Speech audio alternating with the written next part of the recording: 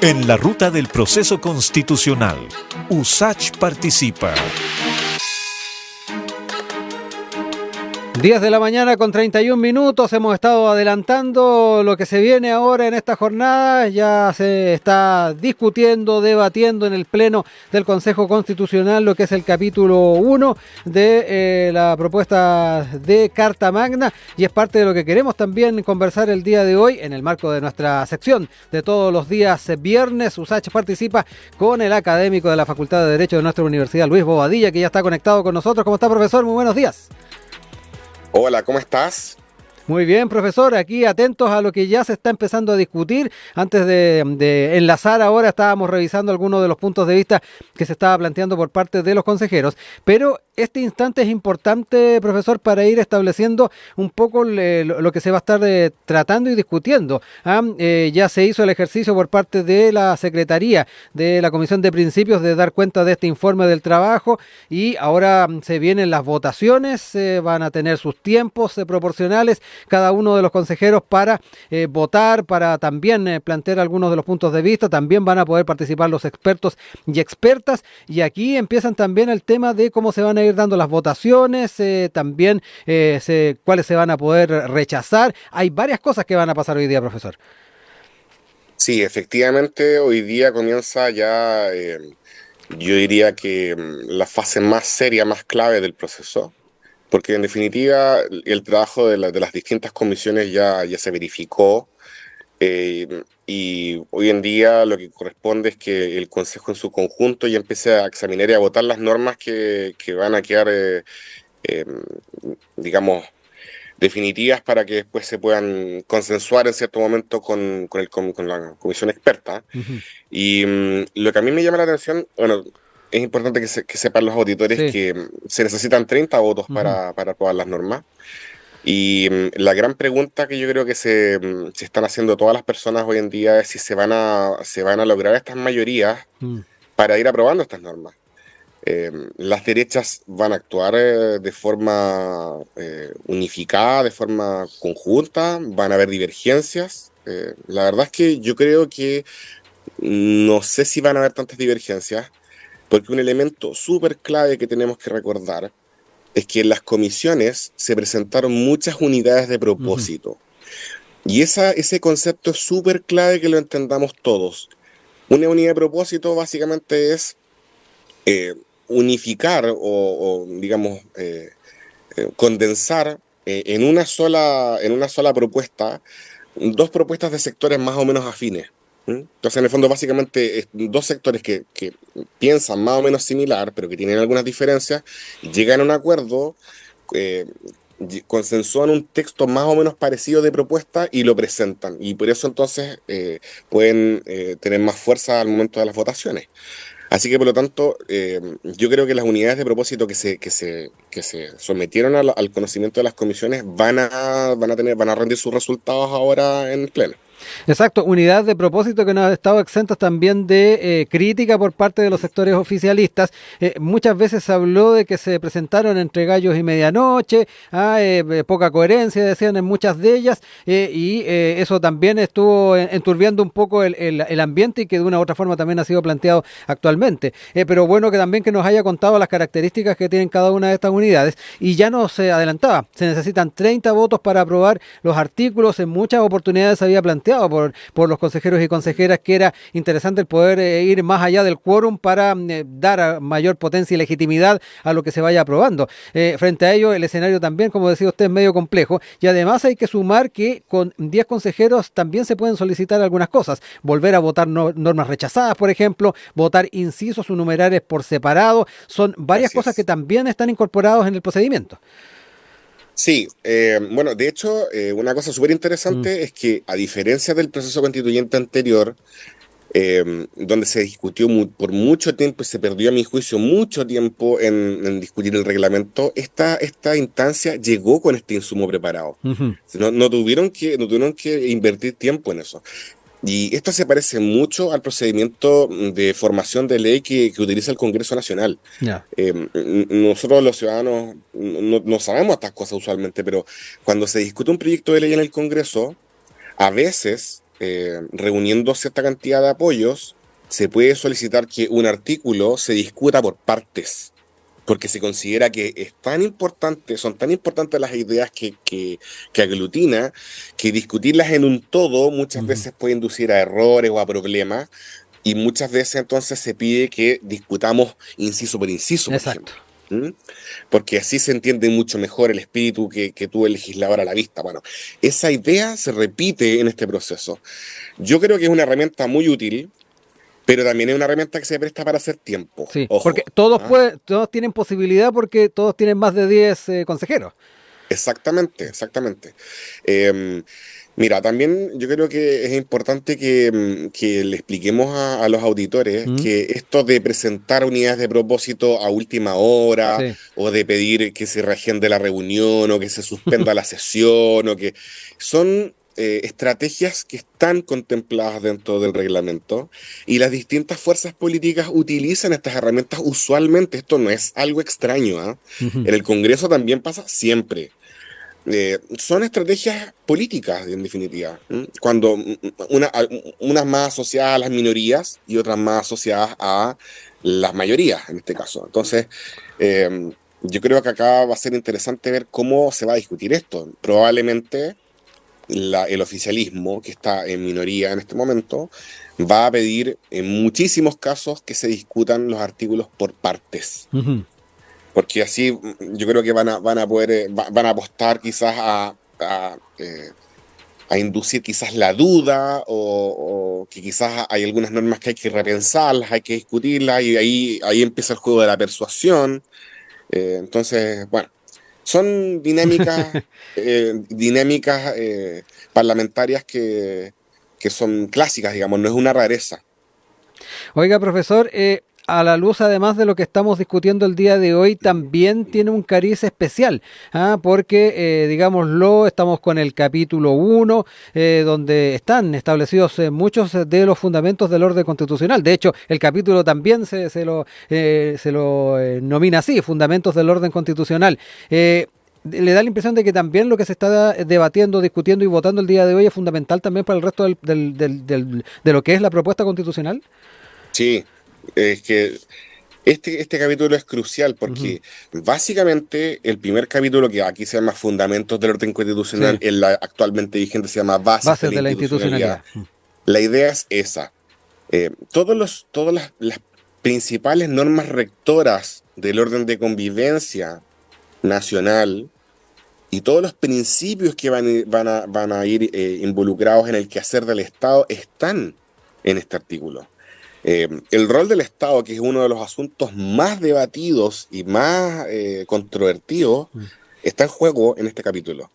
Y yo te diría que un elemento súper importante que podemos destacar de todo lo que se discutió en las comisiones fue finalmente que, a partir del texto que presentó la comisión de expertos, que señalaba que Chile era un Estado social y democrático de derecho, lo interesante es que tras las comisiones se establece en el artículo 2 que efectivamente Chile es un Estado social y democrático de derecho, pero que promueve el desarrollo progresivo de derechos sociales. Aquí es una cosa súper interesante, porque en definitiva, con este nuevo formato, o esta nueva versión de este artículo, el Estado ya no va a estar obligado a prestar servicios, sino que va a promover, desarrollar en la medida de que lo permita su presupuesto, básicamente el principio de responsabilidad fiscal. Entonces, y además otra cosa súper importante, a través de instituciones estatales y privadas. O sea, nuevamente aquí el tan debatido principio de subsidiariedad reaparece, en definitiva. Entonces, la mayoría de las derechas logró reintroducir esta idea de que el Estado es importante, tiene un rol central, clave, pero también instituciones de índole privada pueden participar, contribuir en la provisión de estos servicios destinados a satisfacer necesidades sociales. Sí. Esta cosa es súper importante. Sí, ahí ya que hacía alusión a estos cambios, el artículo segundo en lo que entregó el anteproyecto que entregó la Comisión de Expertos, el Estado debía servir a las personas y a la sociedad y su finalidad es promover el bien común, para lo cual deben crear condiciones sociales que permitan a todos y cada uno de los integrantes de la comunidad nacional su mayor realización espiritual, material posible, con pleno respeto de derechos y garantías. Y el Estado va a promover las condiciones de justicia, solidaridad para que la libertad, derechos e igualdad de las personas se realicen, removiendo los obstáculos que lo impidan o dificulten. En contrapartida, ahí tenemos los cambios que recién nos planteaba, ahí en el documento que se entregó por parte de esta comisión, se señala: el Estado de Chile es social y democrático de derecho, reconoce derechos y libertades fundamentales, deberes constitucionales y promueve el desarrollo progresivo de los derechos sociales con sujeción al principio de responsabilidad fiscal y a través, ahí está otro que nos decía, a través de instituciones estatales y privadas. Parte del articulado, y ahí se empiezan a ver también las diferencias. Claro, porque en definitiva aquí hay dos visiones en pugna, dos visiones que a mi juicio son maniqueas. Una que dice el Estado tiene que tener el rol principal en tanto en una dimensión social, económica, ¿cierto? Sí. Y otra también que es el otro extremo que dice, mire, aquí los privados tienen que proveer todos los servicios y si es que no alcanza, bueno, el Estado tiene que intervenir. Yo creo que finalmente hay espacio para amplias visiones y ese es el desafío, yo creo, en definitiva, de lo que tiene este consejo. No va a haber nunca un texto que deje 100% satisfecho a todos los sectores. Yo creo que esa es una trampa, en definitiva. No es posible. Yo siempre he defendido la posición de que una buena negociación no deja 100% satisfecho a todas las partes. Porque en definitiva, si hablamos de resolver diferencias y dar un espacio para todas las visiones, bueno, yo creo que todos van a tener que perder de cierta forma algo. Yo creo que acá la propuesta está bien intermedia, digamos, porque de todas maneras el Estado sigue teniendo un rol clave y central. Pero ya se abrió la posibilidad de que el sector privado pueda intervenir. ¿Aquí se innova poco entonces respecto a la Carta Magna actual, profesor? Yo creo que no. Ya. O sea, yo creo que sí. Yo creo que sí se innova porque el solo hecho de que ya el Estado tenga una denominación de social y democrático de derecho le impone ciertas cargas o ciertos deberes. Ya. No es maquillaje entonces el que tenga ese nombre y que después en otro articulado pueda ser relativizado, que es lo que han dicho algunos consejeros oficialistas. No, yo creo que no. De hecho, bueno, es algo súper importante. Cuando se negoció este proceso, recordemos que se negociaron 12 bordes, sí. 12 límites, ¿cierto? Imagínense que se delimitó una parcela, básicamente. Entonces, los 12 hitos que delimitan que no nos podemos salir de esta parcela son estos famosos 12 bordes, sí. Y uno de ellos que son, digámoslo, no son negociables. Uno de ellos es que Chile es un Estado social y democrático de derecho. Pero lo que se hizo, en definitiva, tras el trabajo de las comisiones fue, ok, es un Estado social y democrático de derecho, pero también los privados pueden participar. Así que, por lo tanto, yo lo veo en realidad como algo intermedio, pero con un rol mucho más protagónico del Estado. Yo creo que también entendamos que cuando un Estado se denomina como Estado social y democrático de derecho, digamos, no se debería reflejar en un impacto claro, rápido en cómo nosotros vivimos. Lo que implica es que se le impone al Estado deberes y cargas. ¿De acuerdo? Ese es el enfoque que deberíamos tener en consideración. Cuando tú denominas a Chile como un Estado social y democrático de derecho, al Estado le estás imponiendo más presión y más carga, más deber de cómo debe actuar. Y por lo tanto se le eleva en el fondo el estándar de conducta, sobre todo en la provisión o satisfacción de necesidades de la población que se hacen carne en los famosos derechos sociales. Importante entonces también cada una de estas definiciones que hemos estado planteando y que ya lo decíamos, de seguro nos va a tener atentos al debate durante un buen rato. Ya tenemos varios consejeros que han estado haciendo sus intervenciones, profesor, de distintas bancadas, de los distintos sectores. Y lo otro muy importante, ya desde un perfil de doctrinario, profesor, hablar un poquito de las características que está también asumiendo este proceso en esta etapa. ¿Está dentro también de lo que doctrinariamente se puede considerar como una buena forma de avanzar en una Carta Magna, tomando en cuenta las características que tiene además el proceso? O sea, yo creo que es una forma muy adecuada de ir avanzando en esto. Ujú. Recordemos que más allá de las críticas que personalmente yo hago en la génesis de Sí. este proceso, Ujú. yo siempre he tenido la posición de que aquí debió haberse consultado a la gente.